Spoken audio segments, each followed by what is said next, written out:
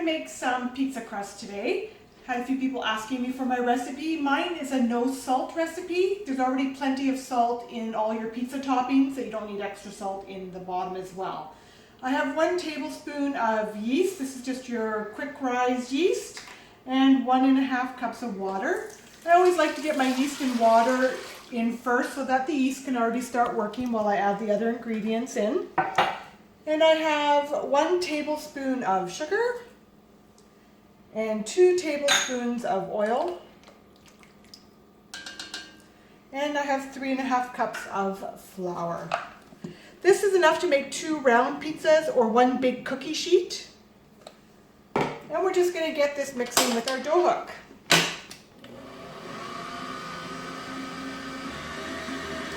And I'm just going to let this mix for a couple of minutes and then I'll show you what that looks like. Alright, my dough's been mixing for a couple of minutes. You can see that my bowl is all nice and clean. The dough's all come together nice. And I'm just going to pull this off of my hook and we're going to put this into 2 balls and roll them out. So pizza dough, you don't have to let it rise first and then you don't have to let it rise and then shape it and then rise again. You can actually roll it out and shape it right away and then only do the 1 rise. So it's a little bit tacky. I'll probably put a little bit of flour on my counter when I roll that out so I can pick it up again. But I'll get my stuff out of the way here and then we're going to put that on our pizza plates. Alright, so I've divided my dough balls into, I have one that's about 400 grams and the other one 500 grams just because I have 2 different size pizza plates here.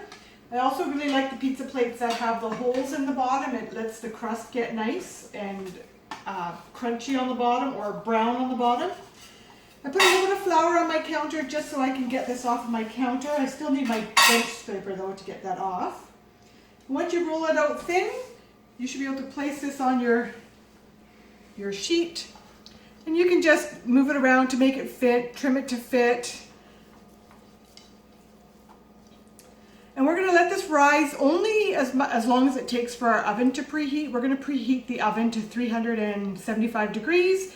And I'm only going to bake this for about 10 minutes. I like to bake my pizza crust a little bit before I put my toppings on, because otherwise I find that sometimes if you bake your pizza, the pizza crust is a little bit soggy, but the toppings are getting too dark, so you're trying to get the bottom baked. So I like to bake these a little bit in the oven first, just for 10 minutes, and then I'll put on my sauce and cheese and all the toppings, and then bake the whole pizza for probably 15 to 20 minutes so it's all nice and bubbly. And sometimes you'll find that you'll get some holes, or big air bubbles in here. If you poke a few little holes just with a fork, it helps to prevent that when you have this in the oven.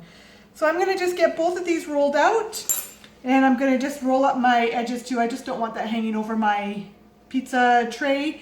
And then we're going to get these in the oven after the oven preheats, and I'll show you what those look like when they're done. While your pizza crusts are in the oven, you can get together your pizza sauce. I have 1/2 cup of ketchup. I have 1 can of tomato paste. This is just one of the small cans, 5.5 ounces or 156 ml. And the spices that I like to put in here, I have 1.5 teaspoons of basil, 1.5 teaspoons of oregano, 1.5 teaspoons of parsley. I have about 2 teaspoons of onion powder, and I have 1 teaspoon of garlic spice or garlic powder, whatever you have on hand. And you're just going to mix these together. This will probably be more than enough for your 2 pizza crusts. So I always just freeze whatever's left over to use for next time. So just mix up your spices, and we're just going to set this aside until we're ready to use this on our pizza crust. So I've pulled my pizza crust out of the oven. You don't have to bake these till they're really dark or anything, because you are going to be baking them again with all your toppings on. So this recipe makes a nice thin pizza crust. It's not the thick ones. And with the holes in the bottom of your, if you have the pizza plates with the holes, you will get a nice crispy, crunchy bottom on your pizza. So give these a try. You're going to put your sauce on next, and then your mozzarella cheese and all your favorite toppings, and then bake it again for another 15 to 20 minutes until it's all nicely bubbly on top. So give the recipes a try for the next time you want to have pizza at home. So I've got the salt-free pizza crust and my pizza sauce.